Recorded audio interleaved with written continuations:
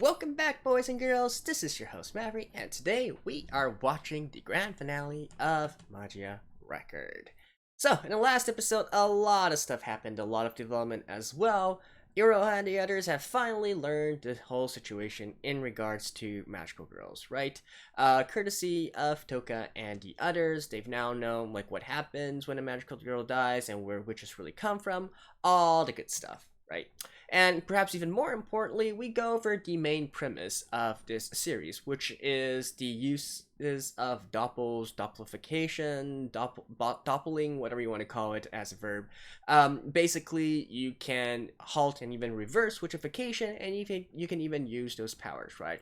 Sounds like a pretty good deal on the surface. So there's bound to be some sort of catch to this entire situation, a reason why the others would not want to adhere to the plan of the Magius, right? Otherwise, the whole sacrifice of Madoka and Homura would kind of be pointless, right? So I do expect them to explain that in this episode, as well as tell us like what's going to happen in the future, since this is the last one. So without further ado, let's get right to it. Alright, let's begin in 3, 2, 1, play.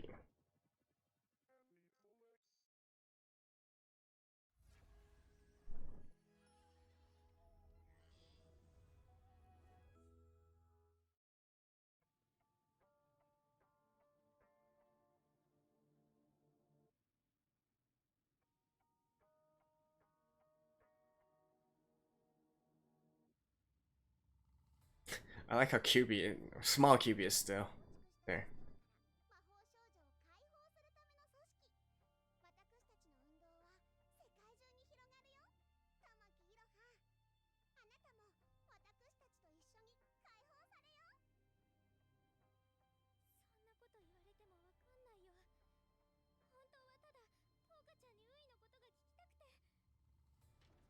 I mean, you kind of got bigger problems as well in regards to the entire situation, Iroha. But,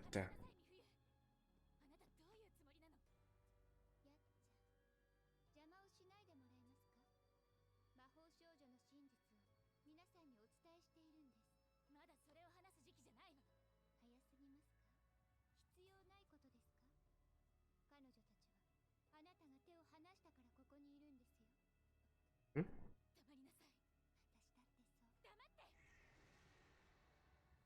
What?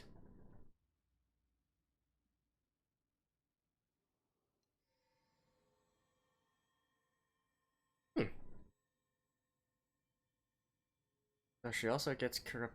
Well, I mean, it does. Yeah, I guess that kind of makes sense, right? It's fueled by negative emotions, so having negative emotions in regards to all this, she would also um start having her soul gem erupting.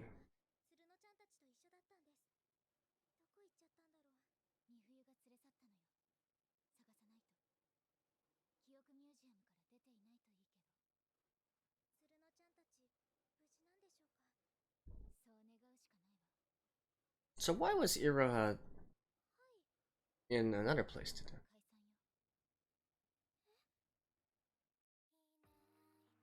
Oh, I guess opening first. No, but seriously, what's the point of not allowing them to learn of the situation? Is it because they'll? I guess they might fall into despair and quicken their witchification. Hmm. Still, though, like I never quite understood the premise that you shouldn't tell them about the witchification stuff. I mean, it wasn't a problem in the original series. They weren't looking to tell the other magical girls about this. You know, all the magic girls in the city in the original series, they already knew about it. But yeah, you would think that they would want to spread the word as quickly as possible. Tell everybody, hey guys, stay safe. You know, you really need to control your emotions, or else you could easily become a witch, right? Wouldn't that be sort of an obligation?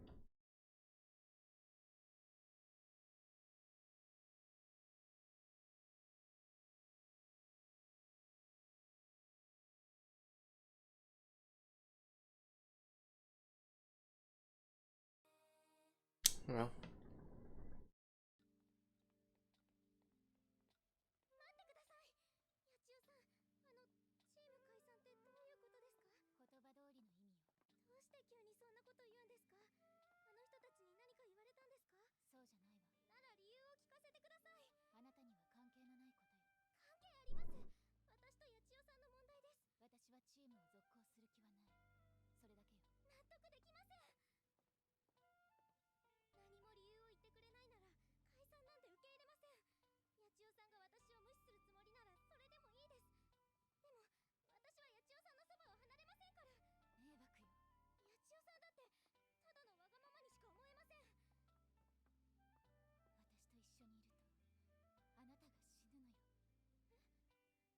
Why? Are you bad luck or something?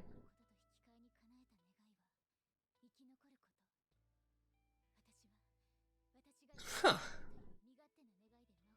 I want to survive.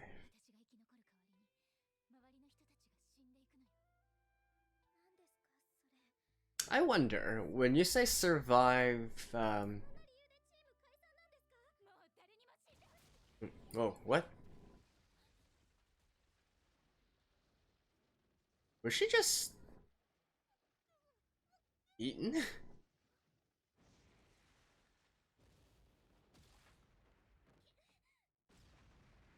And where the hell did you come from?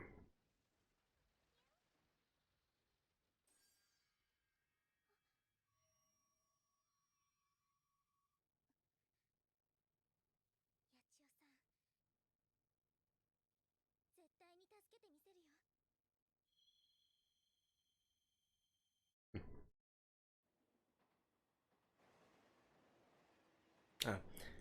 Well, I guess that means Yachino is still fine.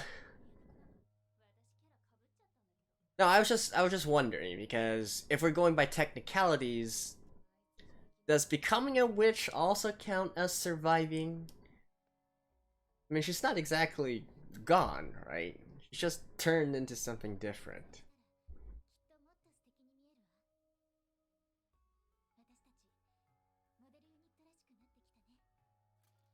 So I'm not really how that I want to survive wish really works. Extent of it.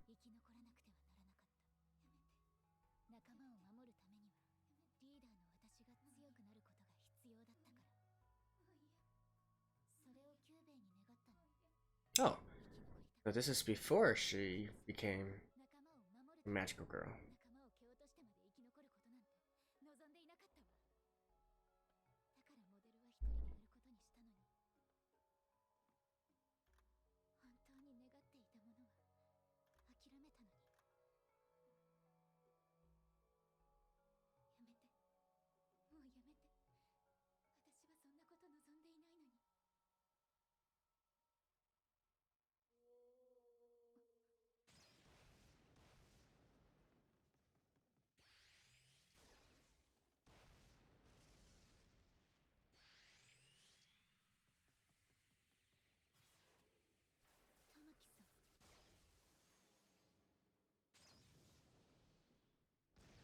Ooh.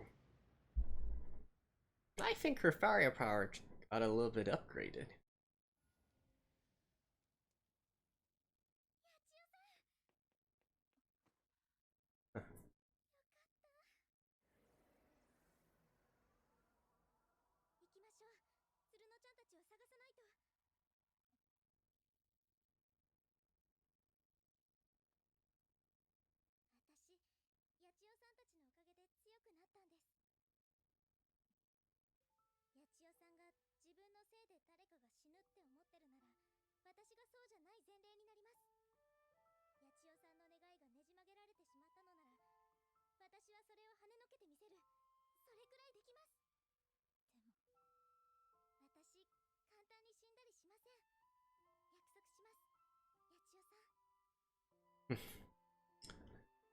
You know, if she weren't the protagonist of this, I would say that's like a huge diff flag.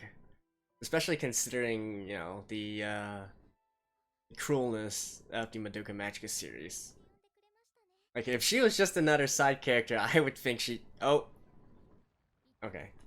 I was like, she's probably gonna die in this episode.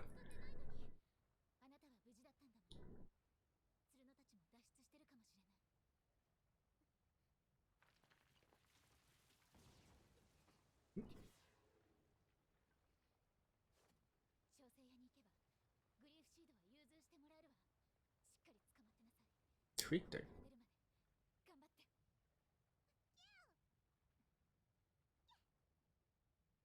I guess she sort of twisted her ankle or something?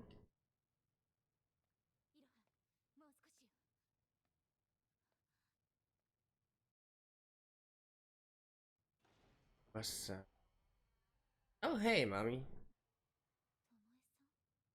Guessing she's part of the bad guys here?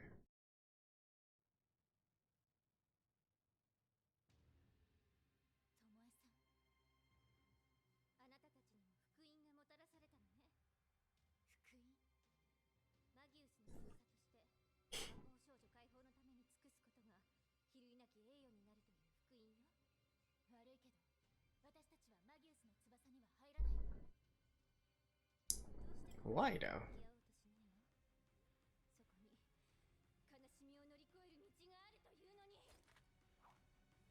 Oh.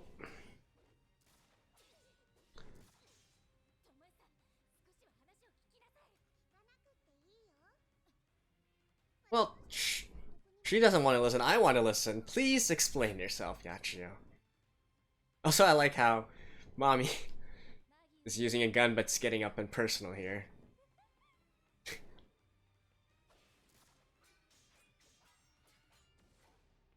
Gun kata. Oh.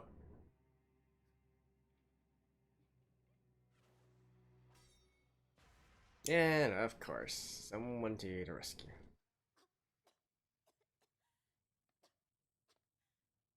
Eh? Who are you? Oh, Sayaka. Oh man, are we actually gonna get all the original series girls in this episode? I mean, they all appeared in the opening, and we still haven't. You know, Sayaka has now appeared here. Still Madoka and Homura.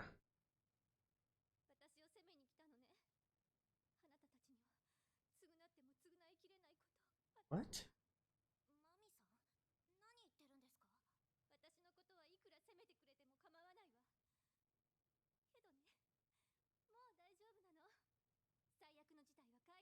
Is she corrupting?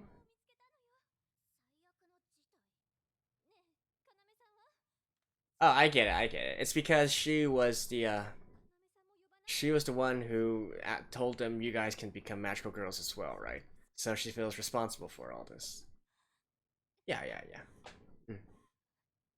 Oh, yep. It looks like she's corrupting.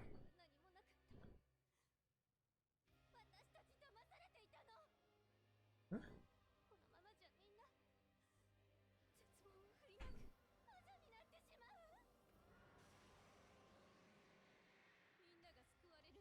No, this isn't witchification. This is turning into a doppel, right? Oh, damn!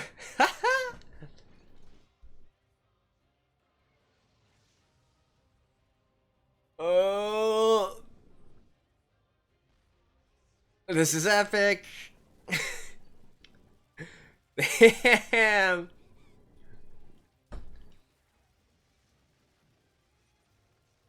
Holy crap.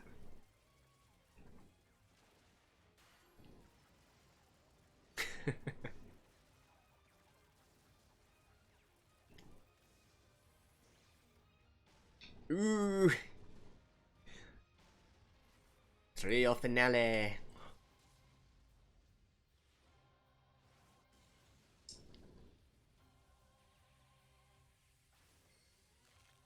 Oh, shh. Did her arm just break off? No, it's still there. What?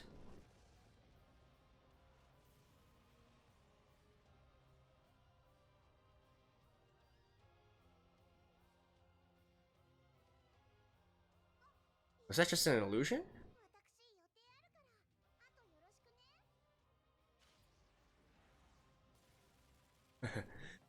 This reminds me a lot of the old school mecha anime.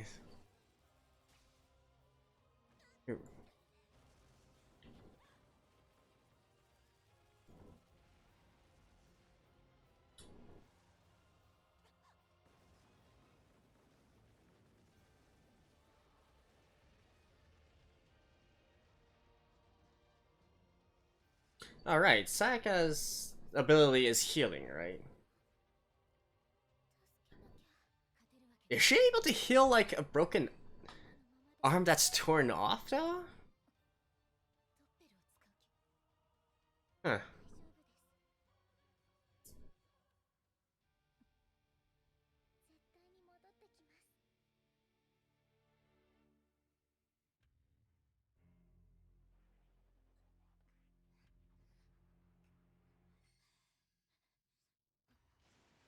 Yeah, she's healing herself. Did she just heal her arm though? That's I know if I was my eyes were playing tricks on me, but it seemed to me like her arm was torn off.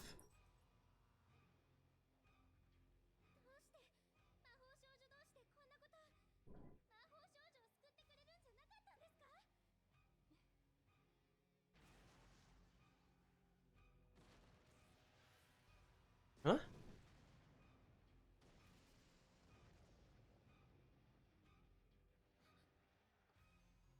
Oh.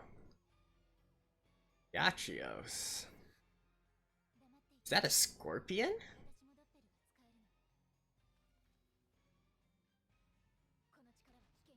And Iroha looks like a giant mushroom, by the way.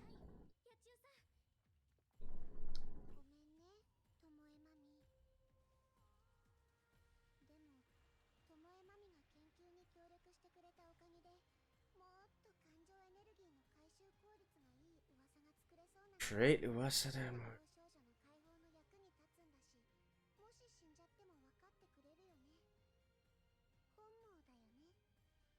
She happens to die. What? Okay, so I guess that's part of the catch. That they need to create Uwasa, and in order to create Uwasa, they need people to die?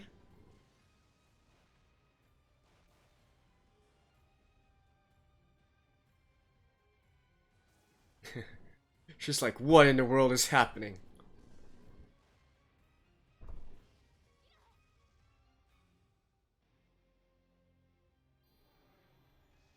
Oh. This is actual doppling, right?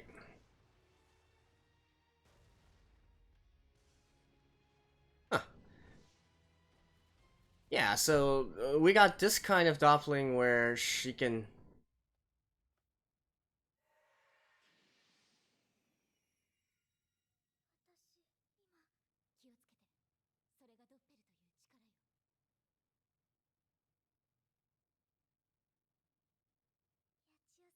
But she did that before and nothing happened.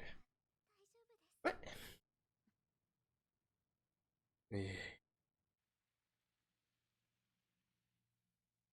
Will someone please explain things already?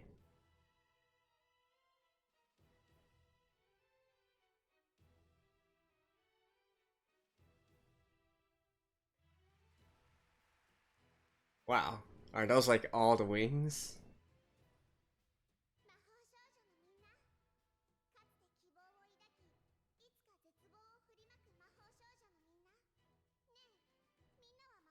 Huh.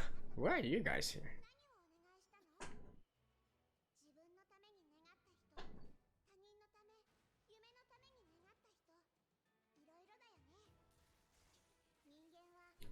Can I say I like this version of Mommy?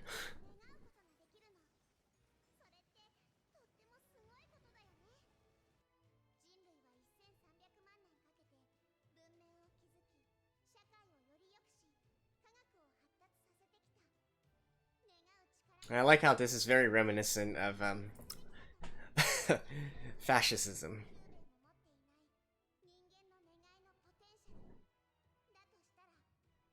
Definitely getting some evil dictator vibes here.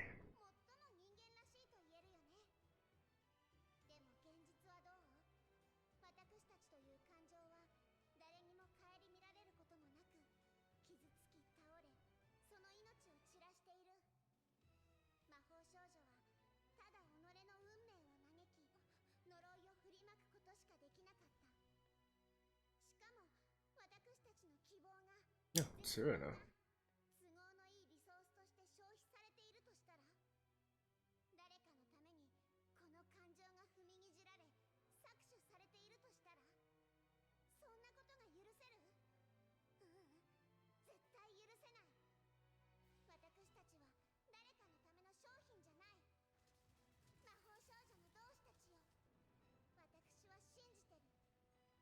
Okay, let me guess.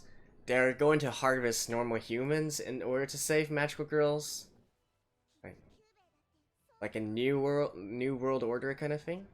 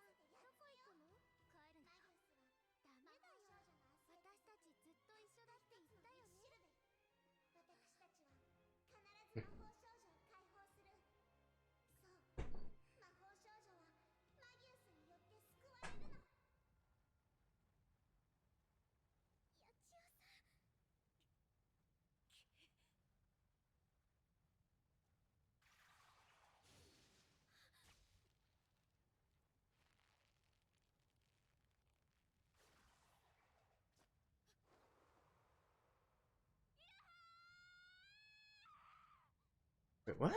Cube? Oh.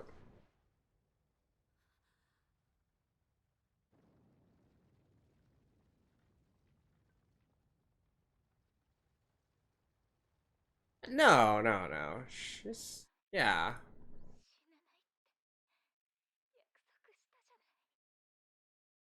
No, definitely.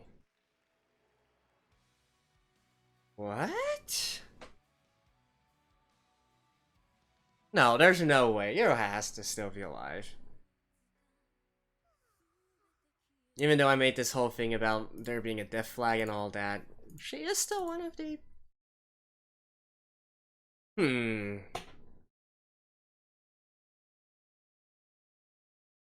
Now, one of the first rules of anime, you don't say a person is dead until you actually see them dead.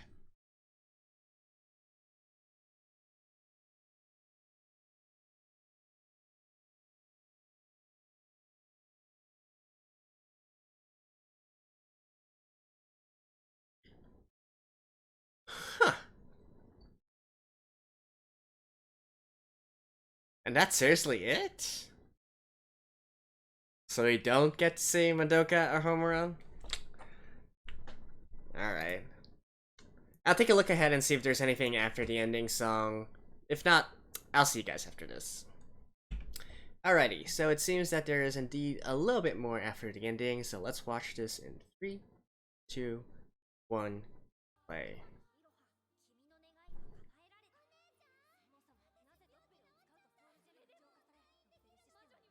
Ah, this music is so nostalgic.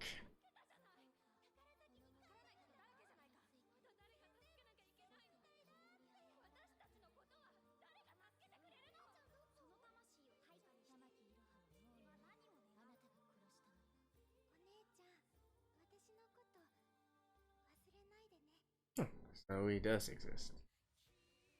Dang it, that's it? Nothing was explained. Alright.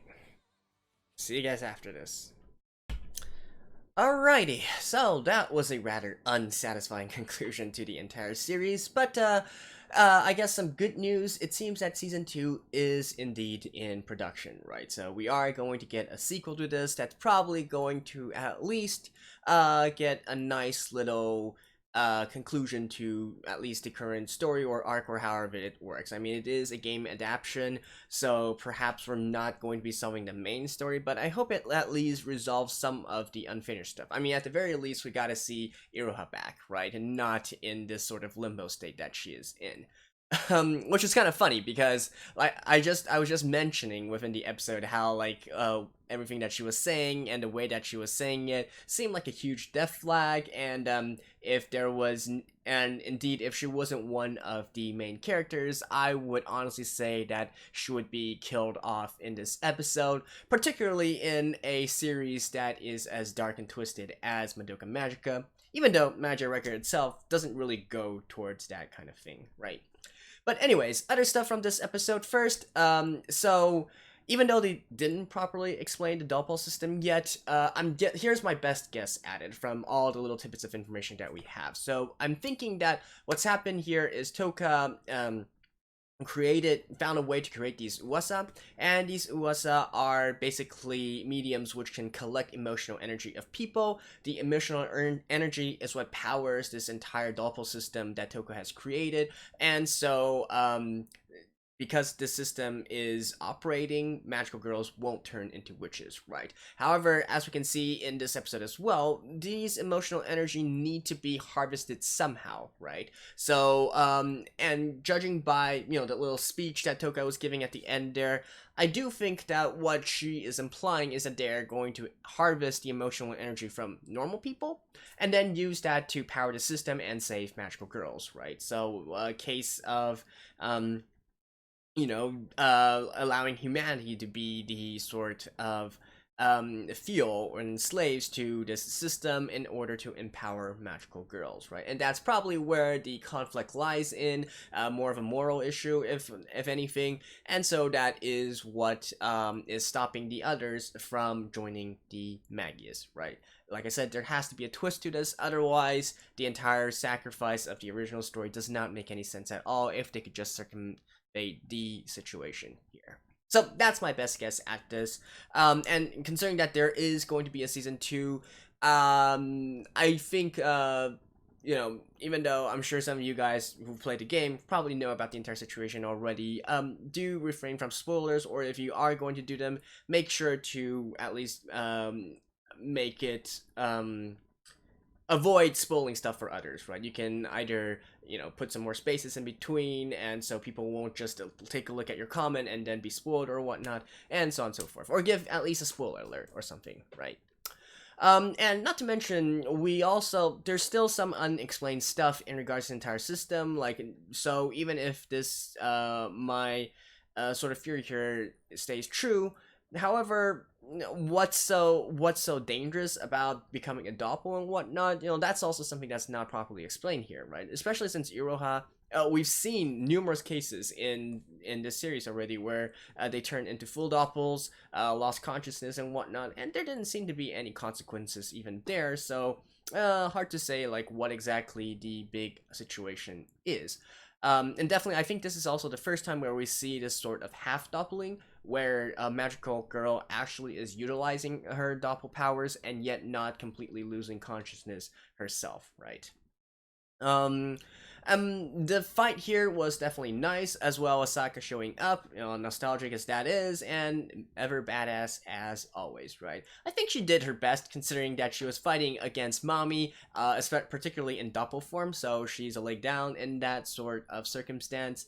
And not to by the way, I really dig Mami's abilities here, right? They are the same as her normal self, don't get me wrong, they're the same thing, it's just that it's cranked way up to at least 11, maybe 13 or 15, right? Like, ludicrous amounts of guns and whatnot, and overwhelming firepower. I mean, that is awesome.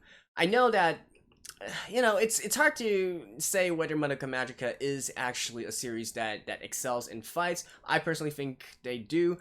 You know, I still remember a lot of the iconic fights from the original series, such as, you know, Homura in the last few episodes and whatnot, and various other fights as well. And I think one of the things I mentioned throughout this series is that the fights don't really seem impactful enough. So this was a scene where I really felt that they were able to unleash more of their talents on the actual battle, right? Now, of course, there were still some no, I was still disappointed by some stuff, such as the fact that Doppel Iroha and Doppel Yachio didn't really fully utilize their abilities, let's say. So the fight was still over pretty fast.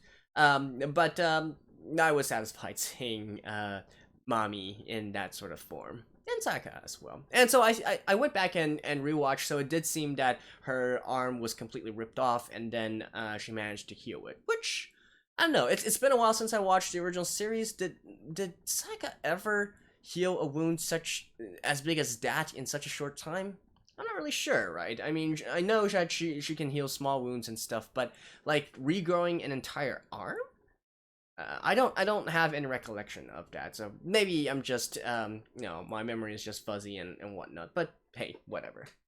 And so yeah, that's basically all that happened for this episode. And definitely a lot of foreshadowing stuff as well, and of course, Iroha is not dead, right? Even though there's this death flag, and like I said, it would be really fitting towards the series, considering Yachio's mental state and her wishes, and then having someone else die right in front of her. But at the end of the day, Iroha is one of the protagonists, and not to mention that we don't really see her death on screen. So, basic rule of anime, if you don't see the death on screen, assume that they are still alive somehow, right? And of course, we got the season 2 as well, so we got that to look. Now, with that all being said, let's talk about this series as a whole, right? So, the first things first, of course, people are going to be comparing this to the original series, myself included. I, of course, you know, I've already said many times that the original Madoka Magica and the sequels, movies and whatnot, they are some of my favorite animes of all time. Madoka Magica, for me, is one of my top 3 series of all time, alongside Evangelion and Gintama. So I hold it in very, very high regard. Now, with that being said, this, of course, is more of a standalone anime, and it's not really looking to capture the feel of the original series. It's definitely taking a much more cheerful and lighthearted approach to things. It feels more like your normal magical girl type of anime, right? Whereas the original Madoka Magica was a sort of a parody, this one really, even though it uses the same sort of concepts and same kind of world setting, it really follows the more traditional magical girl kind of premise a lot more. So you never really feel like they are in danger, you never really feel like they are threatened, even though, of course, it's still life and death situation, they could still turn into witches, right? But that's not really what this series is striving for. So I mean, it's fine. It's a different kind of thing, right? And the premise of it, you know, having this sort of alternative to the sort of sacrifices that were made in the original series, that's fine for me. I do enjoy these kind of what ifs kind of scenarios. This is sort of an alternate timeline anyways, so why not try to explore these different kinds of systems and whatnot, right? So I'm fine with that as well. Even though it does kind of go against what happened in the original series, but still, that's okay to me. It's exploring a what if situation. Now, my main issue with this series so far is the pacing of it, or as some would like to say, the focus of it. So, it's funny because I've read some other reviews and comments and whatnot. Some people say it's too slow, some people say it's too fast. I think it's both. It is simultaneously too slow and too fast-paced at the same time. So what do I mean by this? It's slow to develop the plot, the main plot, moving the plot forward, and it's slow in developing the characters, right? The fast part of it, the fast-paced part of it, is that it's just happening, it's jumping from different stories, different areas, way too fast for us to actually settle down and really soak in the arc at hand, the character development, and indeed the character relations, right? It's way too fast to establish proper relationships. A lot of this is just implied, and it's not properly explaining things throughout. So that's what I mean by it's simultaneously too slow-paced and too fast-paced at the same time, which is quite a feat if you think about it, right? Getting, being both too slow and too fast at the same time. So what do I mean by this, right? So say for instance the very first few arcs, right, where we have the story with Momoko Kaede and Rina, and for why was this story there, right? It didn't really have any bearing to the main plot, it didn't have any main bearing to the main cast, and yet it was still there, right? And in fact, once we were introduced to these characters, we immediately are thrown into a situation where the characters have this sort of conflict with each other and they have this big fight, right? And hello, have we spent some proper time with these characters yet? No. We're just simply thrown into it, and now they are fighting. These two friends are fighting with each other. They don't want to be friends anymore, and that concerns us exactly how, right? It's hard for it's basic anime 101, or indeed even manga 101, or fiction 101, story writing 101. You can't really feel for characters if you don't spend enough time with them, and if you don't really show the good and the bad of the characters for the readers or the viewers to really digest and form an opinion on, right? We're thrown into that situation, and really, even though a lot of people are probably like, Iroha, what are you doing? You're doing absolutely nothing. At the same time, though, as I mentioned during those episodes as well, if we consider her the same as us viewers, it's sort of like the same situation, right? Like, she just literally just met them. Why should she care whether or not they are fighting with each other, right? She really only wants somebody to tell her how to find Ui, right? Her sister. So, that's part of the things that I'm talking about when it's it's going too fast paced. We're instantly thrown into these situations where we haven't properly established characters yet. At the same time, we spent a lot of time with these three. I don't think I kind of forgot, but I don't think we were introduced to the third character of the main cast, Tsuruno, until maybe episode 5 or something like that, right? Definitely a slow introduction there. And the same with the rest as well. So for even Tsuruno, we don't really get to know her, right? We just know that she works at this restaurant, and she's more of a cheerful type, and then what, right? That's basically it. Same for I guess Felicia had a little bit more development, but hey, at the end of the day, did she really grow, right? So okay, this is kind of going on another topic here, but let's talk about character development and growth here, right? So Iroha, what did she actually develop? What did she actually how did she actually grow throughout these 13 episodes, right? Sure, her ability's grown. She's grown stronger. She's able to fight more complex and more higher tier enemies now. But did we see how she managed to create all that? Right? All of a sudden, she became this really dependable girl and reliable girl in battle. Yet we don't see what sparked this change to her. It's simply, hey, we modified your soul gem a little bit, and now through the power of friendship and bonds, then she is able to hold her own, right? So, yeah. And same goes for Felicia, right? I mean, at the end of the day, she's still the sort of headstrong little girl that she is. Sana, bless her heart, she's trying, but we spent way too little time with her. And really, a lot of the stuff that she's doing also came out of nowhere, right? It's not really, it doesn't really feel natural to development, where they are interacting with each other and so on and so forth. So I do find that kind of it's kind of a missed opportunity here.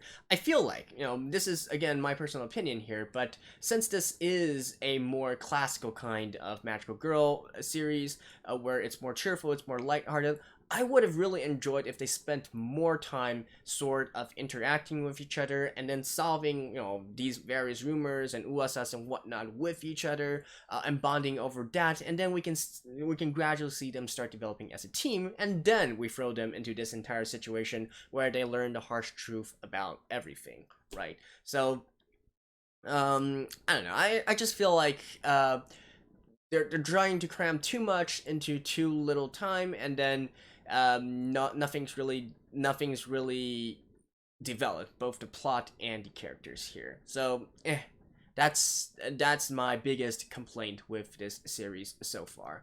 And really, especially in regards to the main plot, which I guess, or main plot, side plot, main premise, let's say. The main premise was only introduced in these last 2 episodes, right? Even though the Magias did appear a little bit earlier, we were really only given some actual explanations in these last 2 episodes. And then there's the entire case of Ui's sister. Like, what progress has she exactly made of this? She managed to meet Toka, and hey, that's it. And she didn't even really she wasn't really even able to ask anything in regards to Ui about her, with her, right? So that is like a completely different thing as well. I'm guessing that it's probably one of the main mysteries of the game, and so since the game still has to continue on, this isn't exactly a situation which can directly be resolved immediately, right? Otherwise, the game would end. But yeah, so that's basically my main complaints about the series as a whole. The rest, animation-wise, art style-wise, it's acceptable, let's say. I definitely wouldn't say that it's stellar or anything, but it kind of felt like it captured some of the feel of the original series, the sound as well. Although the original theme is so iconic to me that it's really hard to measure up to it. And in fact, they utilize it both in the first episode and in the preview in this very last episode as well. Just touching on that nostalgic factor a little bit, really giving you this sense of forbidding doom and whatnot. So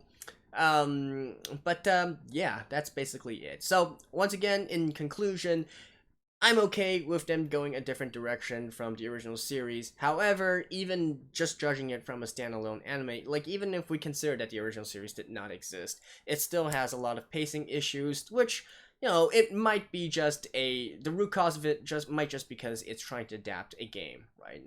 That's a lot of times these adaptations just suffer from these kinds of things. But still, even with that being said, its comparison should be to other anime and not just for game adapted. Right? So there we go. That is it for episode 13 of Magia Record. And hope you guys enjoyed this so far. Thank you guys for sticking with the series. If you are only here for Magia Record, feel free to watch my other content as well. I typically like to structure my videos in a way where I spend more time, or at least a bit more time on the review section, where I talk in depth about the different mechanics, different happenings, and give predictions and do some theory crafting, right? So if that is something that interests you, feel free to check out my other videos. If not, well, hey, it's been nice knowing you guys, and hopefully we will meet sometime in the future as well. So this has been your host Maverick, and I hope I will see you guys. Have a good time, stay safe in this current world, and bye bye.